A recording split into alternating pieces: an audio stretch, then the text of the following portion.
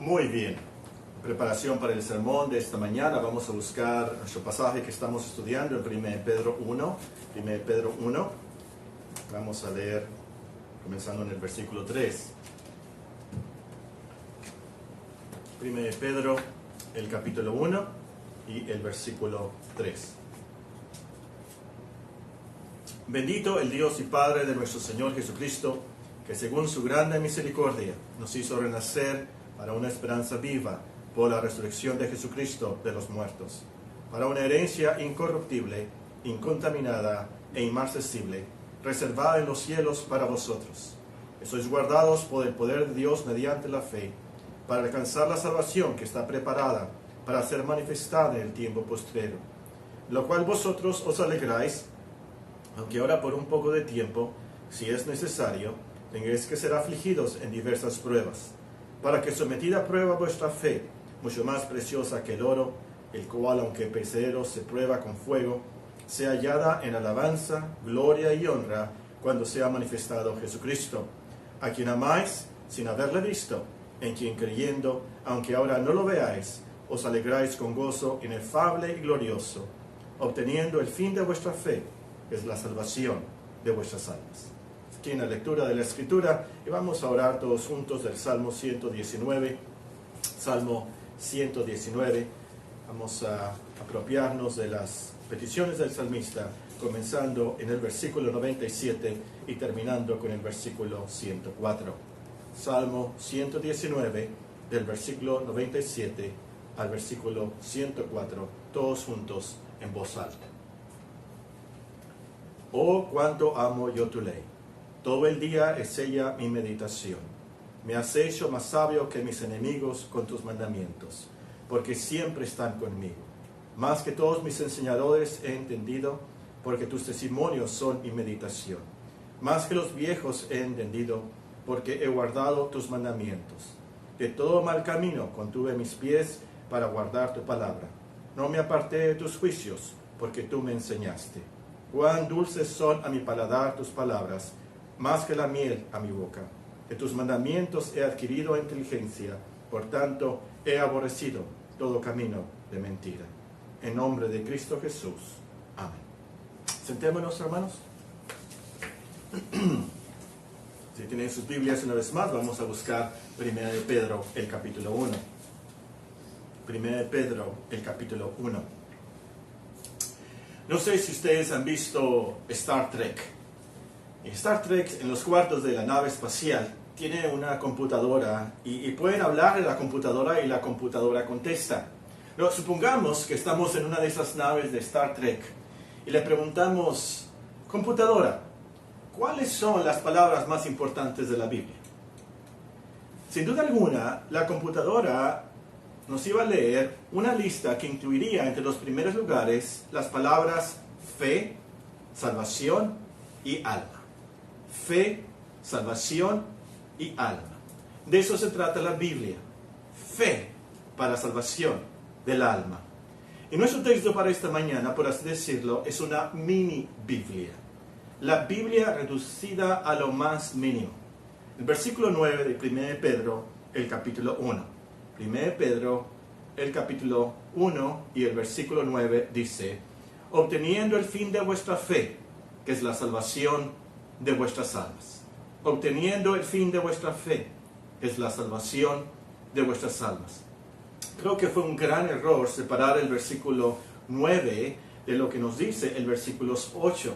Pues separaron la conexión lógica entre los versículos. Acuérdense, estas separaciones de versículos no fueron inspiradas, la añadieron los hombres después para imprimir la Biblia y poder leerla así más fácilmente con referencias.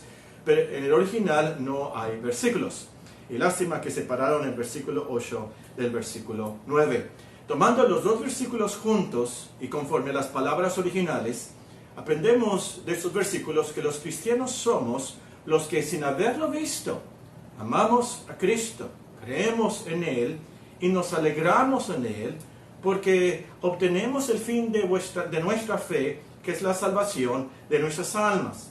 Los cristianos somos los que sin haberlo visto, amamos a nuestro Señor Jesucristo, creemos en Él y nos alegramos en Él con gozo inefable y glorioso, porque obtenemos el fin de nuestra fe, que es la salvación de nuestras almas.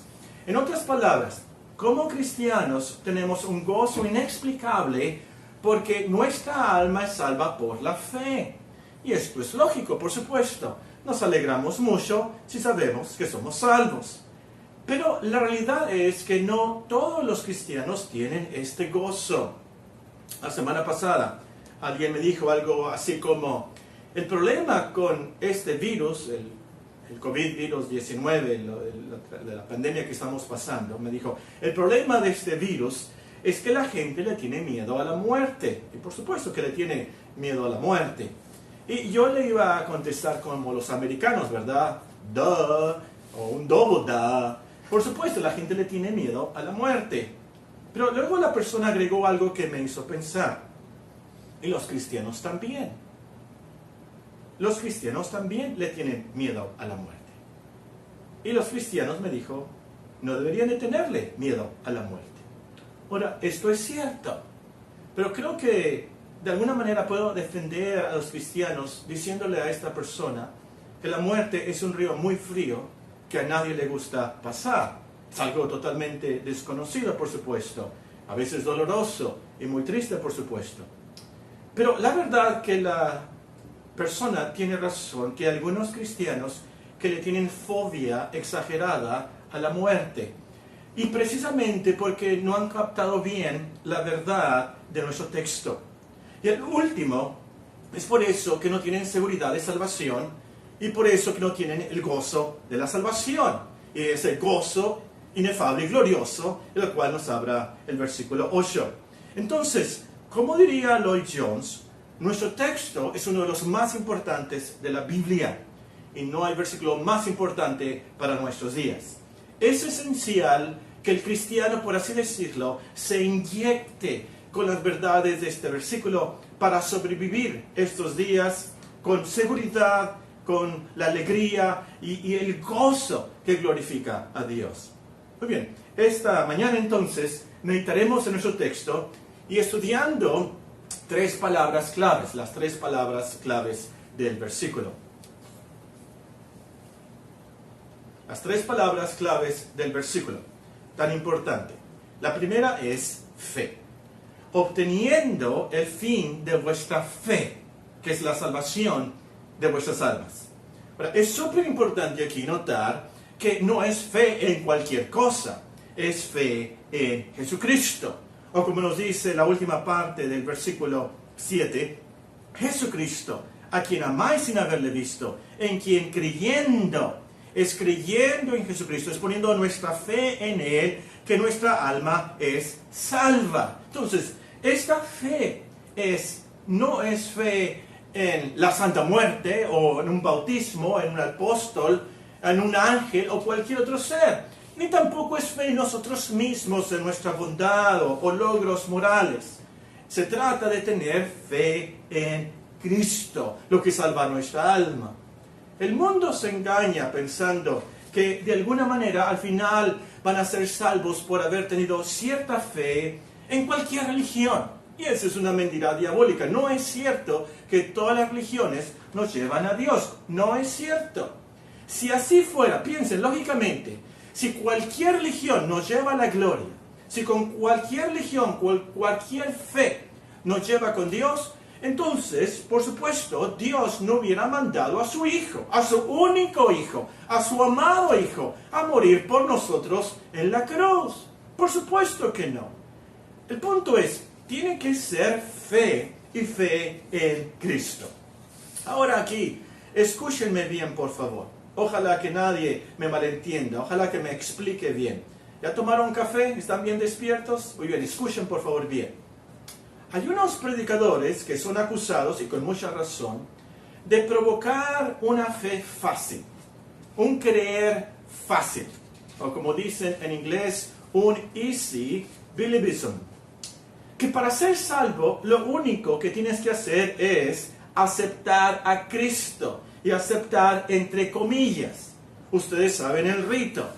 Después de la predicación, a ver, levanten la mano, pasen al frente, hagan esta oración.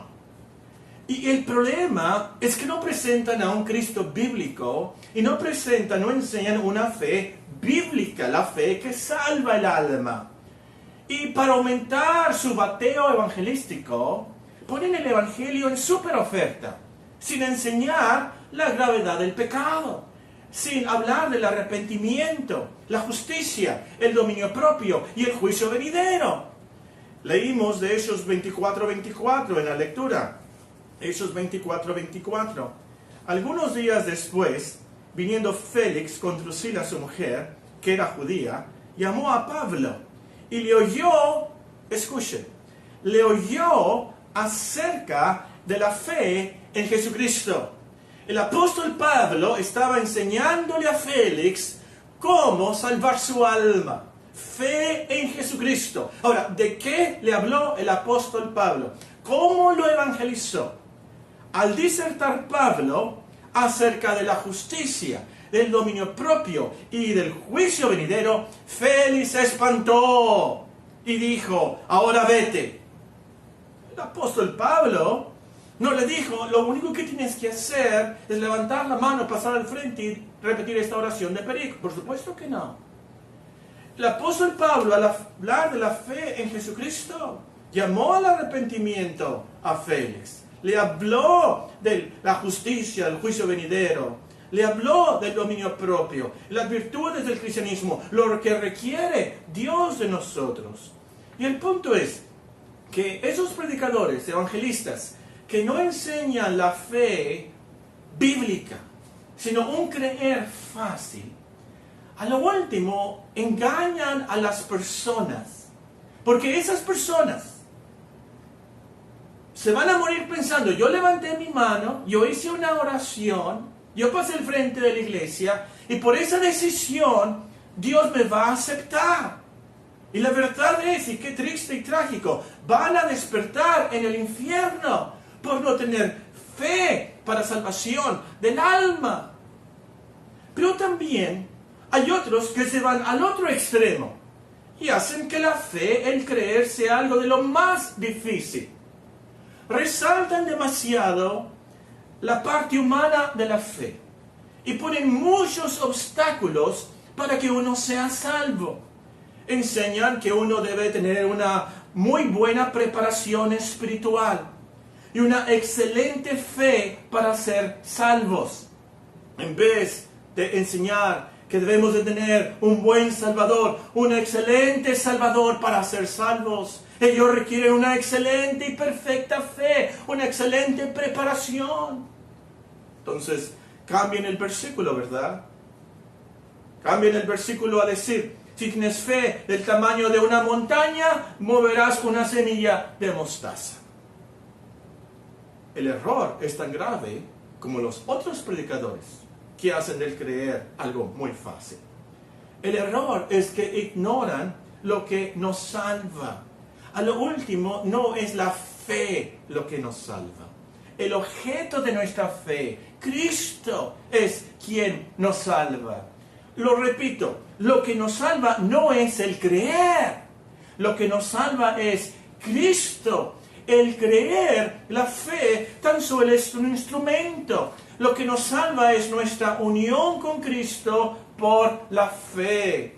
Y lo mejor de esto es que la fe es un don de Dios, un regalo de Dios.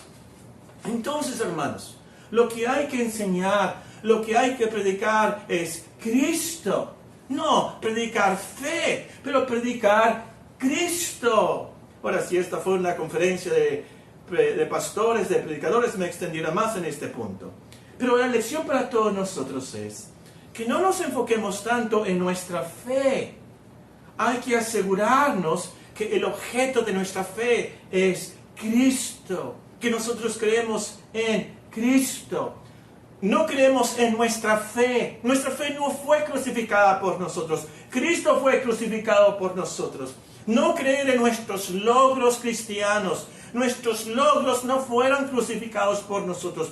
Fue Cristo quien fue crucificado. Y por así decirlo a lo último, no digas, necesito más fe.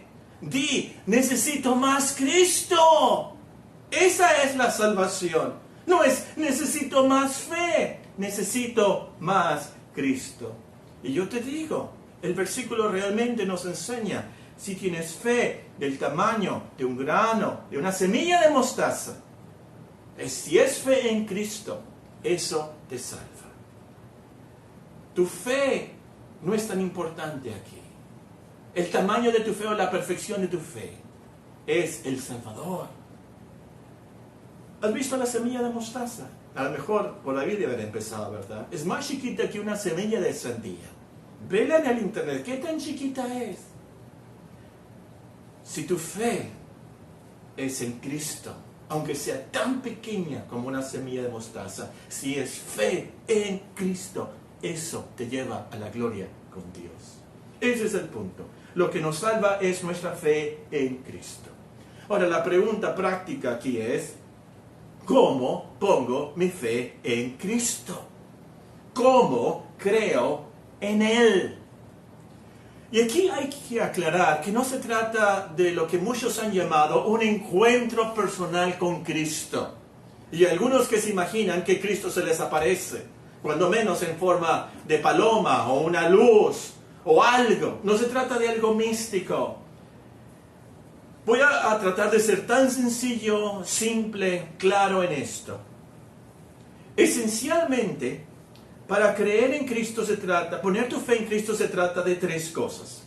La primera es conocer al Cristo de la Biblia. Conocer al Cristo de la Biblia.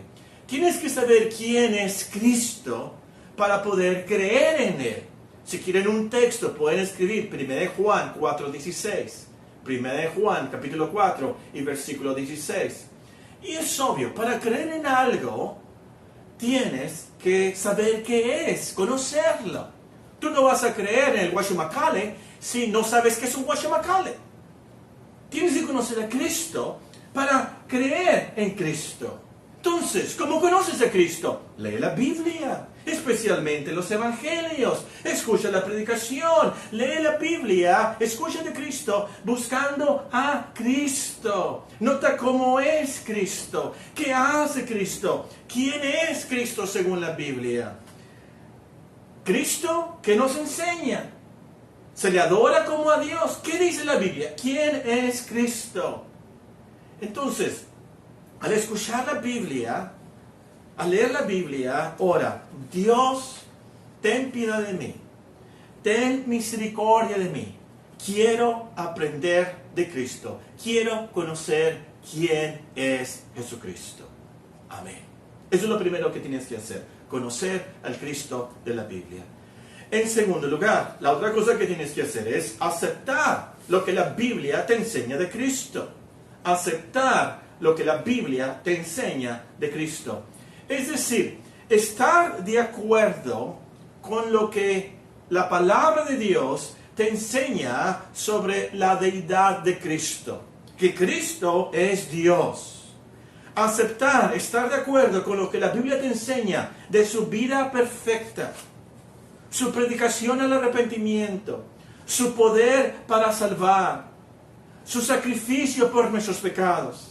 Aceptar, estar de acuerdo, esto es cierto, su resurrección, su ascensión, su intercesión por nosotros, esto es cierto, aceptarlo como cierto, estar de acuerdo con lo que la Biblia nos enseña acerca de Cristo. Entonces, al escuchar la Biblia, al leer la Biblia, ora, Dios, yo creo esto, yo estoy de acuerdo con el mensaje que nos das acerca de tu Hijo. Eso es lo que tienes que hacer. Y en tercer lugar, la tercera cosa que tienes que hacer, confía en lo que la Biblia nos enseña de Cristo. Confía en lo que la Biblia nos enseña de Cristo. Es decir, confía en sus promesas, confía en sus profecías, confía en sus preceptos. Eso es lo que yo llamo subirse al helicóptero. Si se acuerdan de esa ilustración, ¿verdad? De esa viejita en la sierra que estaba muy grave. Y la única manera de que sanarla, de ayudarla, era traerla aquí en Hermosillo en un helicóptero. Ahora, esa viejita, muy enferma, conocía de los helicópteros. asentía, estaba de acuerdo que el helicóptero la podía traer a Hermosillo. Pero lo que tenía que hacer esa viejita, lo que realmente a lo último la salvó, es que confió en un helicóptero, sentándose en esos asientos del helicóptero, y la trajo aquí a Hermosillo. De eso se trata aquí. En la práctica, entonces, esto significa que oras al Señor: Dios, ayúdame a cumplir con tu palabra, a confiar en tus promesas. Y si Cristo te manda que te arrepientas de tus pecados, tú lo haces. Si Cristo te dice, te promete que Él te ha limpiado de todos tus pecados, tú lo crees, tú confías en esa verdad. Si Cristo te manda a amar a Dios y a tu prójimo, tú lo haces de todo corazón, con toda tu mente y con todas tus fuerzas. Si Cristo te promete que viene otra vez, tú vives conforme a esa realidad, su promesa de que viene otra vez. De eso se trata, de tener fe en Cristo. Conocerlo, aceptarlo y confiar en Él. Y recuerda aquí que la cristiandad no es fe de un día, es fe de todos los días. Es decir, tú sigues creyendo, tienes fe en Cristo, pase lo que pase. Aun si caes en un pecado, tú te arrepientes, y te arrepientes a diario, porque a diario pecamos. Te arrepientes y te levantas, confiando en la fidelidad de Dios, confiando en que Dios es nuestro Padre Celestial, que tiene compasión de nosotros y nos perdona y nos ayuda en Cristo. Si tu niño está aprendiendo a caminar y se cae, ¿tú no te enojas, le das una patada? Por supuesto que no. ¿Tú no te enojas y lo dejas tirado ahí? Por supuesto que no. Todo lo contrario. Te alegras que ya comienza a caminar. Lo ayudas a levantarse. ¿Cuánto más Dios? ¿Cuánto más el Señor? Él nos ayuda. Él no nos patea. Él tiene compasión de nosotros. Muy bien. El versículo nos dice: obteniendo el fin de vuestra fe, que es la salvación de vuestras almas. Primera palabra clave, la fe. La segunda palabra clave es salvación. La salvación de vuestras almas. Aquí nos pudiéramos pasar el resto del día aprendiendo de lo que es la salvación del cristiano. De hecho, hay una rama de la teología, una ciencia de la teología, que se dedica a estudiar nada más la salvación. La ciencia, los teólogos llaman soteriología.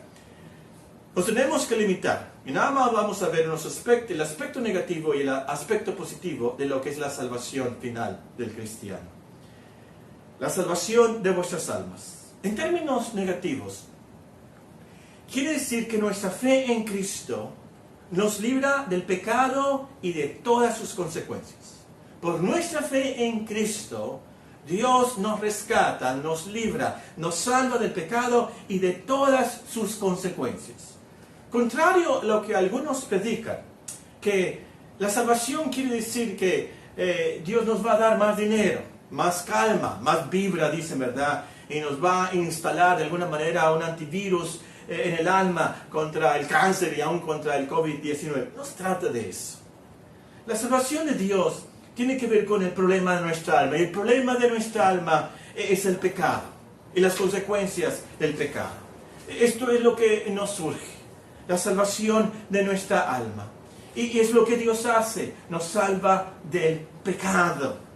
Ahora, una persona del albergue que visitamos algunos de la iglesia los domingos, escuchó el Evangelio, escuchó que Dios nos salva del pecado, que los cristianos somos personas a las cuales Dios nos ha rescatado del pecado, y preguntó una pregunta muy lógica, y tal vez usted se la ha hecho. Si Dios nos salva del pecado, entonces ¿por qué todavía pecamos? Si Dios nos rescata del pecado, ¿por qué entonces todavía decimos mentiras a veces? O nos enojamos, o gritamos, o somos insumisas, o desobedecemos a nuestros padres. Y ustedes pueden hacer la lista, o su conciencia puede hacer la lista. ¿Cómo es posible esto si Dios nos salva del pecado? Es una buena pregunta. Y hay algunos cristianos que piensan que la cristiandad es un fraude, puesto que todavía seguimos de nuestros pecados. Todavía seguimos con esos deseos carnales que batallan contra el alma.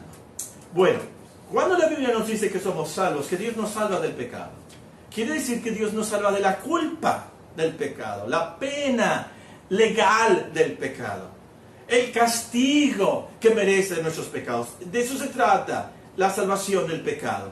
A lo último, que Dios nos salva del castigo del pecado, que es la muerte eterna. Esto quiere decir entonces que Cristo nos salva del infierno. Cristo nos salva de la ira de Dios en el juicio final. Entonces, es cierto que seguimos pecando, pero Dios, por los méritos de Cristo, nos declara inocentes de esos pecados, porque Cristo ya pagó por la culpa, la pena, el castigo de esos pecados en la cruz. Y nos declara justos, porque Cristo ya vivió una vida justa, perfecta, en nuestro lugar. Entonces, somos pecadores, pero justificados. Como decían los reformadores, simultáneamente pecadores, pero justos. Simultáneamente pecadores y justos. Capta esta verdad y tendrás el gozo y la seguridad de salvación. Capta esta verdad. Es cierto, somos pecadores, pero delante de Dios somos justos. Y no le vas a tener miedo a la muerte por el virus. No le vas a tener miedo a la muerte al final de tus días. Y lo bueno, lo maravilloso es que la salvación de Dios no tan solamente nos libra de la pena del pecado, pero también nos libra del poder del pecado. Y a lo último, en el cielo, nos va a librar de la presencia del pecado. En el cielo, nada de tentaciones, nada de deseos carnales. Allí vamos a terminar esa lucha constante, esa batalla constante que tenemos contra los pecados que nos asedian. Bueno, y esto nos lleva a la salvación en términos positivos. En términos negativos, la salvación es que Dios nos salva de nuestros pecados y sus consecuencias. Pero en términos positivos, que Dios nos salva significa que nos da todas las bendiciones espirituales en Cristo. Dios nos da, nos otorga las bendiciones espirituales en Cristo. Y aquí podemos incluir mucho. La transformación de nuestra vida, la paz con Dios, el fruto del Espíritu, la vida eterna, la comunión con los santos, la resurrección de nuestros cuerpos y nuestras almas al final, la glorificación final, la felicidad eterna de vivir con Dios, en armonía con Dios y en armonía y amor con todos, por toda la eternidad. Por supuesto, eso es lo máximo, de deleitarnos en los placeres divinos. El tiempo me faltaría para contar de todas las bendiciones que tenemos en esta vida y la venidera y que se incluyen en la salvación de Dios. Pero lo que quiero recalcar una vez más es que esto es en Cristo. Estas bendiciones espirituales son en Cristo. Si quieren un versículo, apunten Efesios capítulo 1 y el versículo 3.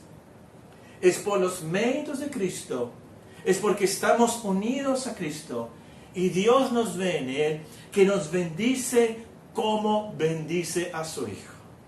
Tenemos todo lo que tenemos porque estamos en Cristo. Entonces, ante cualquier peligro, al desear cualquier promesa, piensa, Dios me va a responder porque me ve en Cristo. Estoy en Cristo. Estoy en Cristo, entonces Dios me protege, Dios me va a proveer lo que necesito por Cristo. Es como si Dios estuviera protegiendo a Cristo, que me protege a mí. Es como si Dios estuviera proveyendo para Cristo, que Él provee para mí. Tú puedes pensar esto. A lo último, Dios no me puede mandar al infierno, porque Él no puede mandar a Cristo al infierno. Todo lo contrario, me va a bendecir. Me va a glorificar, porque así trata a su Hijo. Capta esta verdad, cristiano. Capta esta verdad, cristiana. Y se te va a quitar el miedo. Vas a tener mucho gozo. Dios me ve en Cristo, como es Cristo, me acepta por Cristo, me acepta como acepta a Cristo, me perdona como perdona a Cristo. Teniendo el fin de vuestra fe, que es la salvación de vuestras almas. La última palabra clave del versículo es almas. Es clave en la Biblia y es clave en este libro, es clave en este versículo. En este libro, por ejemplo, podemos leer en el versículo 22, habiendo purificado vuestras almas por la obediencia a la verdad mediante el Espíritu, para el amor fraternal no fingido, amaos unos a otros entrañablemente de corazón puro, habiendo purificado vuestras almas. Versículo 22, capítulo 2, versículo 11. Amados, yo os ruego como extranjeros y peregrinos que os abstengáis de los deseos carnales que batallan contra el alma. El versículo 25. Porque vosotros erais como ovejas descarriadas, pero ahora habéis vuelto al pastor y obispo de vuestras almas. Luego nos dice en el capítulo 4 y el versículo 19. De modo que los que padecen según la voluntad de Dios, encomienden sus almas al fiel Creador y hagan el bien. Ahora es cierto, y tal vez algún superteólogo esté pensando, que la palabra alma en la Biblia a veces connota al hombre en su totalidad. Esto es cierto.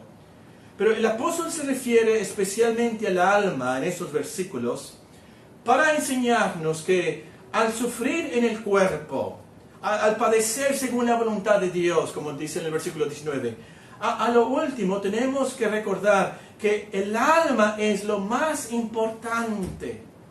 Lo más importante es encomendar nuestras almas al fiel Creador. Es lo más importante. El apóstol Pedro no olvidó las lecciones que el Señor nos enseñó en Mateo 10, 28. Mateo capítulo 10 y el versículo 28 nos dice así. Mateo 10, 28.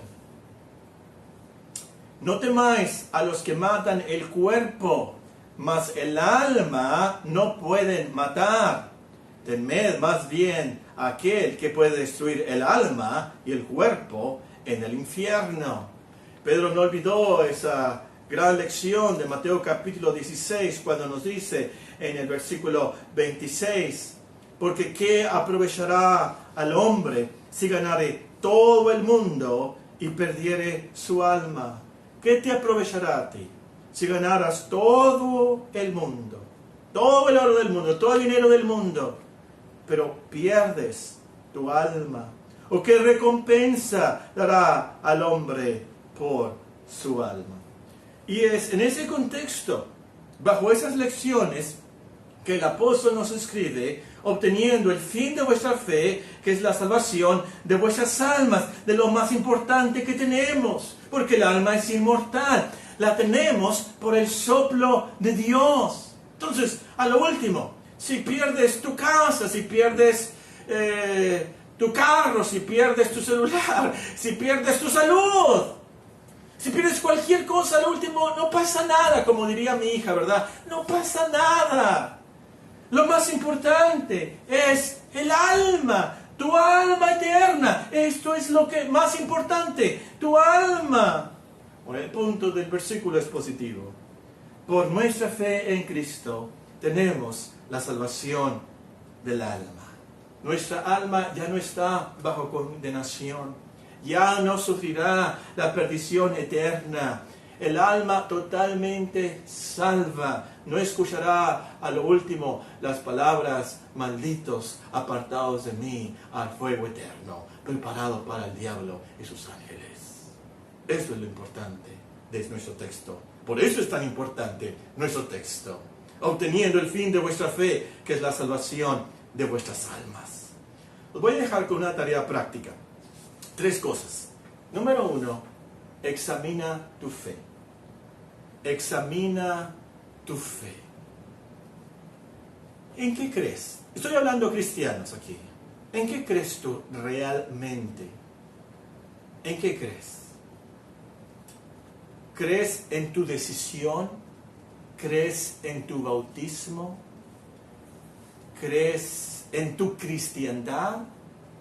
¿O estás creyendo en Cristo? ¿Te has, por así decirlo, abandonado, consagrado, nada más a Cristo como tu Salvador? Esa es la primera tarea. Examina tu fe. Segunda tarea. Piensa que tienes un alma eterna. Piensa que tienes un alma eterna. Tu alma, tú real, va a vivir para siempre, en algún lugar, por toda la eternidad. Espero que no seas de los que creen que tú eres nada más polvo, agentes químicos, que el alma es cierta mezcla de hormonas y química cerebral. Espero que, haciendo uso de tu razón, pienses en tu alma. Estaba leyendo escuchando la semana pasada de una biografía de una condesa muy famosa de Inglaterra, la condesa Selina de Huntingdon, y lo que más le impresionó a ella, en su tiempo fue probablemente la mujer más rica del mundo, y Dios tuvo piedad y compasión de ella, y lo que más le impresionó a ella es que todos tenemos un alma eterna. Y consagró todo su dinero para la extensión del reino de Dios, para que se predicara el Evangelio, para la salvación de las almas de los hombres, ricos y pobres. Tú vas a vivir en un lugar para siempre, después de que te entierren. Tu alma es inmortal. Y esta mañana, en estos momentos, ¿es salva o no lo es? Y yo te ruego que hagas esta tarea, que examines tu fe y que pienses mucho en la salvación de tu alma. Y tercer lugar, alaba a Dios, adora a Dios por su gran salvación. El alma es inmortal, incomparable. ¿Qué vamos a dar por nuestra alma? ¿Qué daríamos por nuestra alma, mejor dicho? Si ganamos todo el mundo, pero perdiéramos nuestra alma, perdemos todo. Y Dios nos salvó por nuestra fe en Cristo. Nos salvó por Cristo, porque nosotros creemos en Él. Tan solo por eso. Piensa en estas cosas, en este día y en esta semana. Te lo dejo de tarea. Examina tu fe. Piensa que tienes un alma eterna. Alaba a Dios por su gran salvación.